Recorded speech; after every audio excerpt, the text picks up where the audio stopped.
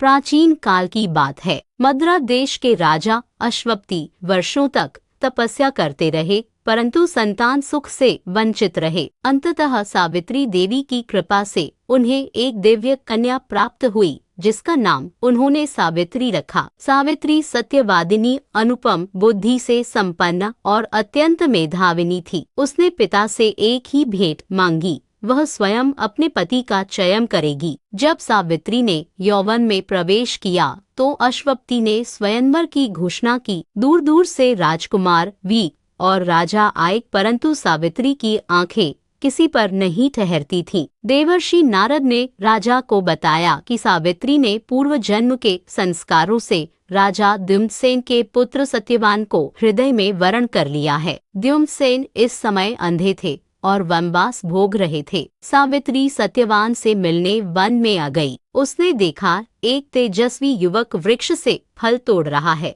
पसीने से उसका माथा चमक रहा है, उसकी आंखों में सत्य की किरणें हैं। सावित्री का हृदय धड़क उठा। उसने निश्चय कर लिया कि यही उसके जीवन का साथी होंगे। वह लौटी और पिता से बोली, पिताजी, सत्यवान ही मेरे पति होंगे। अश्वपति ने सावित्री की इच्छा जान ली, परंतु नारद मुनि ने आंखें बंद कर भयावह वचन कहे, हे राजन, यह विवाह न करे। 1 वर्ष पश्चात सत्यवान अवश्य मृत्यु को प्राप्त होंगे। यह सुनकर अश्वपति का हृदय विदीर्ण हो गया, परंतु सावित्री के चेहरे पर एक अतल मुस्कान थी। उसने कहा, पिताजी, मैं यमराज से अपने पति का प्राण वापस लेकर ही रहूंगी। सत्यवान मेरा वरण है, मैं उनके बिना जीवित नहीं रह सकती। विवाह हुआ और सावित्री अपने अंधे श्वशुर द्युम्नसेन व पति सत्यवान के साथ वन में निवास करने लगी। प्रतिदिन प्रातःकाल वह वन से फल मूल लाती, सत्यवान के भोजन की व्यवस्था करती,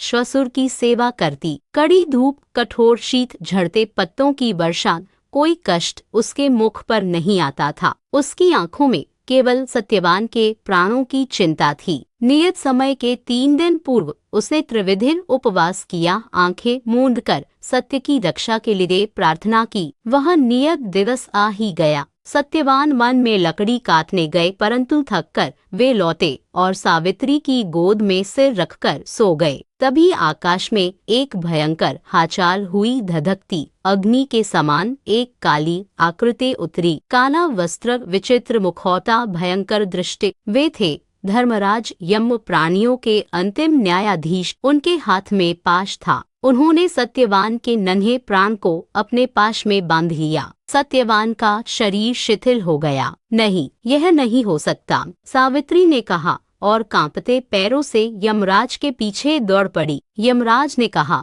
पुत्री, अपने पिता के पास लौट जाओ, यह कार्य तेरे वश का नहीं है। परंतु सावित्री नहीं रुकी। उसकी आंखों से आंसू बह रहे थे, परंतु कदम जमे हुए थे। यमराज प्रसन्न हुए और बोले, सावित्री, तू सत्यवादिनी और पतिव्रता है। ऐसी स्त्री बहुत दुर्लभ है। बोल, क्या वरदान चाहती हो? सावित्री ने कहा, हे धर्मराज, मेरे श्वशुर द्युम्नसेन अंधे हैं, उन्हें राज्य से निकाला गया है। कृपया उनकी आंखों का प्रकाश लौटा दीजिए। यमराज मुस्कुराए और बोले, ऐसा ही होगा। सावित्री ने विनम्रता से नमन किया, परंतु यमराज के साथ चलती रही। यमराज ने आश्चर्य से पूछा, सावित्री, अब तू क्यों चल रही है? सावित्री ने कहा, धर्मराज, मेरा पति अभी आपके पास में है, मैं उनके बिना कैसे लौट सकती हूँ? यमराज विस्मित हुए और एक वर मांग। सावित्री ने कहा, मुझे 100 पुत्र प्राप्त हो। यमराज ने कहा, ऐसा ही होगा, अब लौट जा। परंतु सावित्री नहीं रुकी। उसने कहा,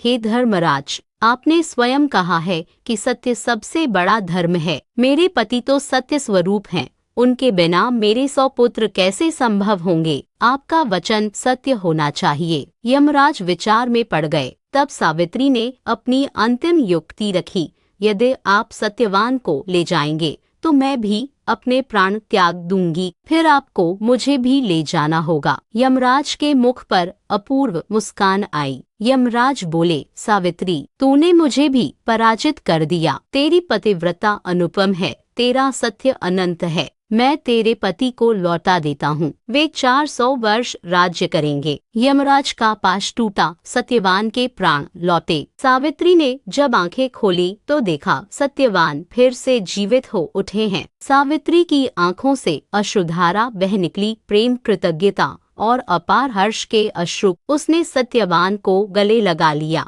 उस दिन के पश्चात सत्यवान राजा बने। द्युमत्सेन की आंखों का प्रकाश लौटा। सावित्री को 100 पुत्र प्राप्त हुए। सावित्री का प्रेम काल को भी झुकाने वाला सिद्ध हुआ। यही है सावित्री सत्यवान की अमर कथा। प्रेम की शक्ति, स्त्री की त्याग में भक्ति और सत्य की अजय विजय की अनुपम गाथा।